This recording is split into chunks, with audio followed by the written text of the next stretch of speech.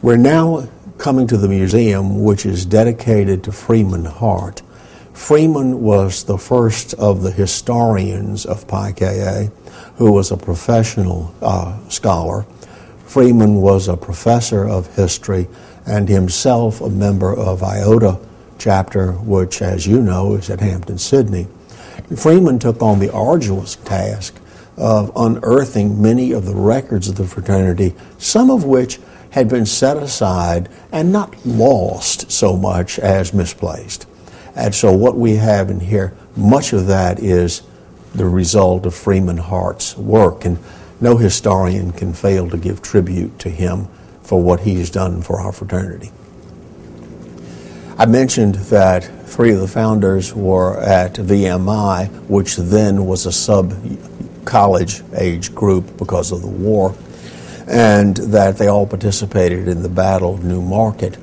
It is appropriate that we have one of the uniforms here. This is the dress uniform. Certainly they didn't wear this into combat, although in that combat most of the fellows were wearing shoes that were too large for them. The field was muddy. They lost their shoes, and so a lot of people refer to that battle as the Battle of the Lost Shoes for that reason. But this is our VMI uniform. Robertson Howard stood for his medical examinations to become an MD before he came to UVA to study. I hate to say this, but doctors in those days, medical doctors in those days, when they told you they were practicing on you, they really, really meant it. And there was an apprenticeship program, and he was certified by Georgetown University in District of Columbia, and it's a very old school. It's a 1789 foundation, and is a Jesuit school. And so this is the uniform he had to wear for his examinations. And I told you that he stood for his examinations. We think in the terms of sitting and writing or doing something on the computer or something like that. No, they stood for oral examinations, and what they wore to the exams was proscribed by school rules. And that is still fairly typical in European universities, obviously not typical in American universities. So Robertson Howard and joined this group that very first night on March the 1st with James Benjamin Slaughter Jr., Frederick Southgate Taylor, and Littleton Waller Tazewell. Tazewell and Taylor were both cousins and roommates, and Slaughter and Howard were also roommates. And so that compressed the issue together. This represents some of the work of the 6 founders. You can see some of their school degrees here, and then eventual law degrees. And in this case, Robertson Howard was not satisfied with being an MD. He also wanted to run the malpractice suits, so he went ahead and got himself a law degree. And here is his barring to the Supreme Court. That means he's allowed to argue cases before the United States Supreme Court. This is our founder's box there. We do have an exception to that, and that's this box, which belongs just to Frederick Southgate Taylor. We won't spend time on this box except to note that his picture shows us again. This was an earlier one painted by a Pi Ka alumnus from Syracuse University Alpha Chi chapter, and was done in the 30s and early 40s for us. And then in the case is his gavel that he used for the fraternity and parts of his Book of Common Prayer, which were important to him. We are rare, I would never say unique, but we are rare in the business of the fraternity world because we have the minutes of the first night of the fraternity's meeting. These are as precious a document for Pi Ka as we can have. I hope that you can see a bit of it. If not, you'll have to come to the headquarters and read what it says. The minutes of the Pi Kappa Alpha fraternity. In other words, the guy starts taking the minutes and he already has the name of the fraternity in mind. Now, that is uncommon. That is not the way it normally happens.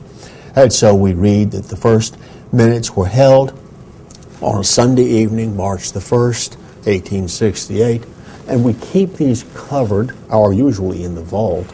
We keep them covered so that they won't fade any more than they have. Remember, this is a penmanship of 1868, written on paper, which was highly acidic and is given to deterioration, with ink in 1868 with a steel point pen, which also pulls at the paper. Ink seeps in, so you've got to protect this kind of thing. As I mentioned, James Benjamin Slaughter Jr.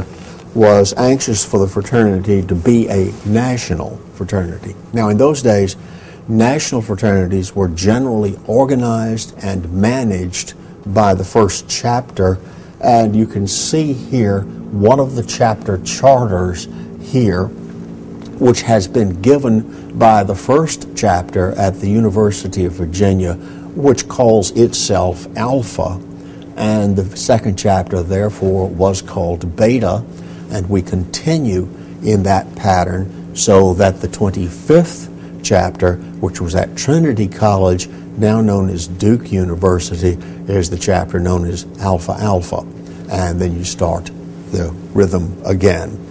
And that represents the early charter, but there is a danger in that sort of a situation, because students, and remember, these were students who were 16, 17, 18 years, and 19 years old, because high school leaving age was 10th grade. These youngsters had other ideas in mind. They had to worry about campus intramurals. They had to worry about prestige, and one of the big prestige things on campus in those days was winning the speaking cup or the poetry cup. And of course, they had to contend for those things. And sometimes their visions would shift away from the fraternity. So very much the organization of the fraternity and the life of the fraternity depended on young men that age, which was a little tough on it. Consequently, in the year 1889, the fraternity held a convention. It was not its first convention. As a matter of fact, its first convention was in 1874, and Frederick Southgate Taylor, the sort of spiritual leader of the fraternity, presided at the first convention. We have its minutes, surprisingly, and we have the minutes of every convention that we've had since then, except for one, the 1876 minutes from the Yellow Springs Convention.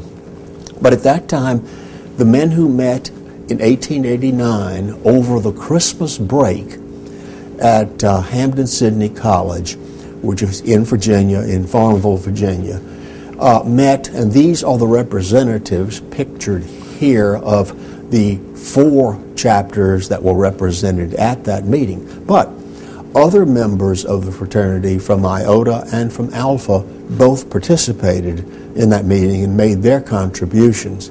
They reorganized the fraternity and created an alumni governing board. We're not the first fraternity to do that. Others had already begun moving in that direction. We simply saw that it was a good idea to follow. And these gave us the leaders of Pi Ka for at least the next decade, and in 2 cases, all the way through to the 1930s. And it's on this second foundation that the fraternity as we know it today has really been re-erected as an organization.